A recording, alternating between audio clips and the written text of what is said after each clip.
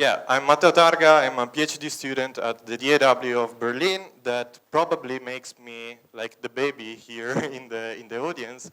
And so it's a big honor for me to be here to present in front of such an experienced audience. So what I'm going to present you today is a joint project with my supervisor, Karsten Schröder, and another PhD students from the Free University of Berlin, Maximilian Wenzel. And what we are presenting, what I'm presenting to you today is really preliminary results of a project that deals with de-routinization hypothesis and job polarization over 35 countries on the pool of the least ERF countries available. So I will describe you in more detail what de-routinization hypothesis is, but let me say that what we want to do with this paper is essentially to test two hypotheses. One, if actually de-routinization is a worldwide phenomena, and second, if this is a good proxy for understanding inequality trends over the countries under the analysis. And yeah, so what is meant by job de-routinization is there was this really important paper by Acemoglu and author in 2011, and they put somehow the theoretical framework for this kind of literature. And what they are doing is that they are taking the occupations and they are classifying them according to their task content. So we have routine occupations that are those that require a lot of routinized tasks, and these are typically medium skilled, and for example these are production, craft, and all those occupations that relates with sales and administrative support. Then we have, Acemoglu and author also framed these non-routine abstract occupations that are those that are facing more problem-solving tasks during their occupations, and these are typically high-skilled as managers, professionals, and technicians. And then at the bottom of the low-skilled of the skill distribution, we have these non-routine service occupations. These service occupations are non-routinized in the sense that they have to face a lot of interface and interpersonal relationship with the customers. And these are all those occupations in the food, protective services, cleaning services, and so on and so forth. So what these two authors claimed is actually there is some technological change that is taking the form of automatization and computerization of tasks and occupation. And this is a complement to non-routine occupations because you can be better off by the use of softwares, of machineries, and new technologies. For example, as research, we as researchers are of course better off by the use of Stata, of R, and this kind of stuff. But this technological change may be a substitute for those that are in the middle of the distribution. So these routine occupations, because one example could be, the most extreme example is the replacement of, workers in the manufacturing sector with robots. But on a lower scale, let's say, people can implement softwares that today are doing jobs and tasks that once were done by secretaries or sales people and so on and so forth.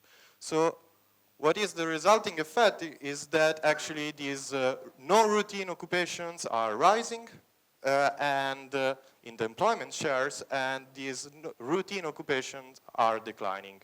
So we have U-shaped patterns of employment growth and wage skill distribution. So this is more or less the theoretical framework that Acemoglu and author proposed to the literature. And so you can think about these job de-routinization processes as a displacement effect at the occupational level. So you have some occupations in the middle of the skill distribution that are hollowing out, and at the extreme of the skill distributions, there are some other occupations that are increasing in their employment shares. So there have been an extensive literature trying to test these patterns in the employment all over the world. So what we are saying is this is the example with our data for the US, and you can see that the red group, the routine guys, are decreasing in time. This is the employment share, while both the service and the abstract, the routine abstract are increasing, non-routine abstract are increasing in time. So in the literature, we also speak about employment polarization because these three main groups are located into specific region of the wage and earnings distribution, with the non-routine guys at the top, relatively at the top and at the bottom of the distribution, and the routine at the middle ones. So once again, this author and Dorn paper tried to assess what are the effects on the employment and on the wage distribution of these effects. So what they found out is that if you rank the occupation by their main wage, you can see this U-shaped pattern, these polarization patterns, where occupations at the bottom and at the top of the distribution are rising in the employment shares, while this occupation in the middle of the distribution, they are somehow stagnant. And they found also for the US that this relationship is also happening in the wage distribution. So you have an overall picture that is pointing out for a reduction of bottom inequality, because lower quantiles should rise more than the middle, and increasing top inequality. So what this paper is claiming is that actually these changes in the labor specification are a key driver for employment and wage polarization in the US. And also, they open the floor to potential other countries. So what we did is inventing nothing and just take this sentence and try to elaborate a little bit on this. So we want to see if in our 35 pool, in our 35 countries sample, if job de-routinization is a worldwide phenomenon, and if this job de-routinization has some polarizing effect on the earning structures of the different countries under the analysis. And yeah, this is possible because of the data availability, and yeah, our main contribution is that we are doing this on an harmonized cross-country data set with, we believe, pretty well harmonized information all over the countries that we have. So, yeah, there have been fewer studies in the empirical literature that try to estimate these distributional effects of job de-routinization, and actually they found little consensus, especially for the US. So the data, I will skip this part because I'm pretty sure that everybody here is well aware of what I'm talking about. And then I will focus a little bit on why we have only 35 countries out of the pool of countries that is available. And this is mainly because of methodological issues. We had to select some countries. The first thing that we have to keep in mind is that because we are looking at changes, intertemporal changes in the earnings and employment structure, we need a viability of repeated cross-sections. So for some countries, this was not the case. And then we also need the viability of focal variables. One is earnings, and the other one is the occupational characteristics. And especially, we need 2 digits, at least 2 digits information on occupation in order to sort them into the main routine and non-routine classes. So this is more or less, more or less, this is our working sample at the global level, and these are the waves that we are using, and these are the country in the Mediterranean areas that suits our data constraints. So what we did is that using this country-specific occupational variable at the 2 digits and sort all these occupations into the occupational classes that we are, that respect the Acemoglu and outer framework. So we also made use of crosswalks provided by previous literature, and we, due to consistency reasons, we had to drop the most recent waves, because we claim that there is not perfect comparability, and it's not perfect, and it's not possible to perfectly harmonize occupational codes between the ISCO 08 coding scheme and the ISCO 88 coding scheme. So the methodology, so for what regards the employment polarization hypothesis, for now we are just relying on some descriptive analysis, and we are testing over time changes in the employment and income shares by occupational classes.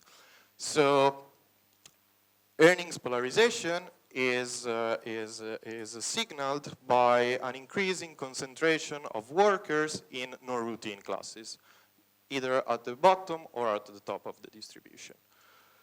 Then, for what concerns the earnings polarization hypothesis, we want to see if actually these shifts into employment classes may have a U-shaped impact on the earnings distribution.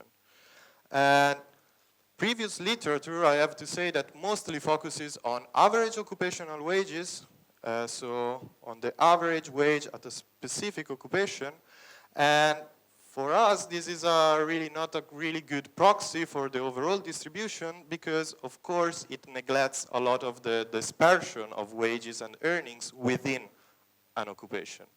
So for these reasons, we decided to apply this decomposition method based on unconditional quantile regressions that have been proposed by Firpo, Fortin, and Lemieux, and they are pretty popular right now in labor economics literature. So this allowed us to do quantile-specific analysis. It has some pros and some cons, but let's try to be fast and consistent. So the main idea is that with this decomposition method, you take 2 points in time, and you do some OLS group-specific regression. Then using the estimates, you can just predict the gap that can be explained by your controls variables. And then once you add the counterfactual, you can really easily arrive to this formula. And this formula is allowed to explain you the overall gap, the wage or the earnings gap. And you can point out how much this wage gap is driven by specific factors. So for the, and what we do is actually that we are testing this for quantiles, and even though I'm not going to present the results here, we are doing also in the paper for Lorentz ordinates. So we are looking at different income classes. So the quantile regression looks like this. So you have a specific quantile in a certain point of time, and you are regressing a list of controls that in our basic framework includes education, gender, industry affiliation, and age. So all these controls are harmonized across the 35 countries that we have in our analysis. And then you have this occupational classes dummy. So if you are in a routine abstract observation, you have a 1 here, otherwise you have a 0. So in this way, once we perform the decomposition, what we can do is actually having a ceteris paribus de-routinization effect. So we are looking at how much the shifts in class employment shares and returns of a specific occupational classes are explaining of the overall quantile change. So the idea is that if we look just at quantile growth, here you have the different percentile. In case of polarization, you should see a U-shaped pattern. And then once we add our counterfactual scenario, you should, if you accept, if it is the case that this occupational specialization has polarizing effect, you should see for the counterfactual scenario a U-shaped pattern. In different cases, you cannot accept the hypothesis that that the routinization process may have effects that polarizing the earning structure. So yeah, I already told that in the paper there will be more detailed results on other kind of decompositions, but let's focus on the results, and I will present results for the US because it's maybe the most emblematic case, and then I will focus a little bit on the Mediterranean area. So in the US, as we have already seen, we have de-routinization at the level of the employment that is happening in a really long historical trend. And for what concerns the Mediterranean area, we have 8 countries, and here the bars represent difference between the 2 points in time that we are using for our decomposition approach. So as you can see, a lot of, in most of all the countries except for Egypt, this de-routinization process is truly happening. So here are the employment shares between 2 points in time, and in all the countries in the Mediterranean area except for Egypt, these routine jobs are dropping. And they are dropping for an increasing abstract occupations, but also some evidence for the service group. So what we can see is that, and if we replicate the very same approach over the whole sample, we can see that actually these trends in the employment are a distinctive characteristic of the employment structures. So we confirmed the fact that actually de-routinization processes are happening more or less over all the countries that we are analyzing. If you repeat it for the income shares, the very same picture is found. So then we want to see, we claimed, okay, the routinization processes are happening, so the employment structure is shifting, and there are some movements within the workforce. And we want to test if these movements in the workforce have an impact on the overall earnings distribution.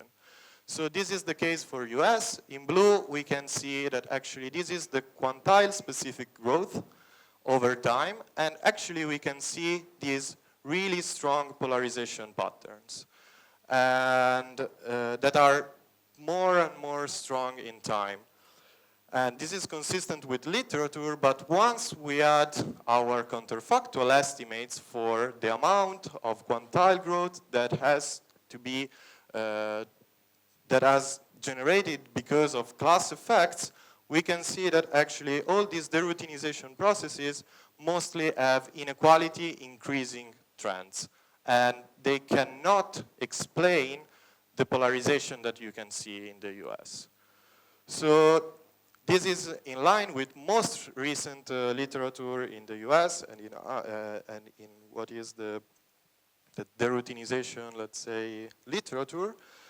But it strongly contradicts early research results, where they are when they were pointing out that actually the routinization process could be a well explaining factor for inequality trends. So if we do the analysis for the Mediterranean region, these are the trends that we can see in the data. So we have a lot of heterogeneity. So there are some countries that are experiencing increasing inequality, as France, some others that are experiencing decreasing inequality, as Greece or Jordan is a little bit polarizing, apparently, and Serbia is also decreasing in their relative percentile growth. And once again, when you add the class effect, although we found some evidence of employment polarization, this employment polarization cannot explain what is happening at the overall earnings level. So in conclusion, we repeated this analysis for 35 countries, and we found a confirmation that actually it is important to look at these de-routinization patterns once you want to explain what is happening at the employment level.